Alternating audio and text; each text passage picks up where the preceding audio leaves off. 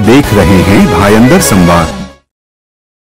महास्वामीजी, हा संगम 2000 वर्षाचा इतिहास असलेल्या या मठामध्ये होतोय, यापेक्षा महत्वाचं काय असू शकतं? अरे जगामध्ये ज्यांना प्राचीनतम संस्कृती म्हटलं जातं, त्या संस्कृती 3, 3.5, 4,000 वर्षापेक्षा जुन्या नाही आहेत आणि त्या सगळ्या संस्कृती संपल्या। जगामध्ये कंटिन्युअस सिव्हिलायझेशन ज्याला म्हणतो, जी संस्कृती सातत्याने चालत येते आहे, जिवंत संस्कृती कुठली असेल तर ती आपली भारतीय संस्कृती आहे। याच्यापेक्षा जुनी कुठलीही संस्कृती देशामध्ये आणि जगामध्ये नाही।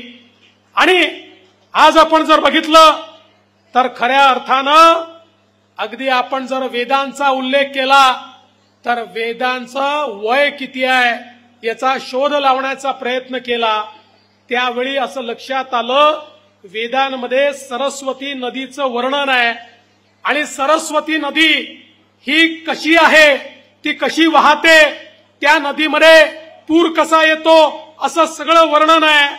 आणि ज्यावेळी नासाच्या सॅटेलाइटने सरस्वती नदीचं मॅपिंग केलं आणि त्यानंतर त्याचं डेटिंग केलं, त्यावेळी लक्षात आलं की ज्या प्रकारे वेदांमध्ये सरस्वती नदीचं वर्णन आहे, त्या वर्णनाप्रमाणे सरस्वती नदी 10,000 वर्षापूर्वी व्हायची। म्हणजे आमचे वेद हे किमान 10,000 वर्ष जुने आहेत।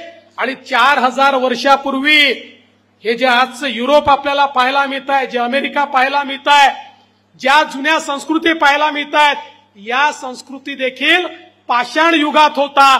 अशा काळामध्ये आमच्या देशामध्ये पूर्ण विकसित अशा प्रकारची संस्कृती होती आणि त्या संस्कृतीचं प्रतीक आमचं काशी होतं, आमचं बनारस होतं, आमची वाराणसी होती।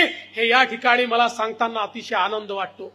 आणि म्हणून आज हे आवश्यक देखील आहे की आम्ही आमची संस्कृती काय होती, आमचे विचार काय होते, हे समजून घेतलं पाहिजे। आणि जे आम्हाला शिकवण्यातच आलं नाही, जे आमच्यापासून डिलीट केलं, अशा सगळ्या गोष्टी आता आमच्या पुढच्या पिढींपर्यंत गेल्या पाहिजे।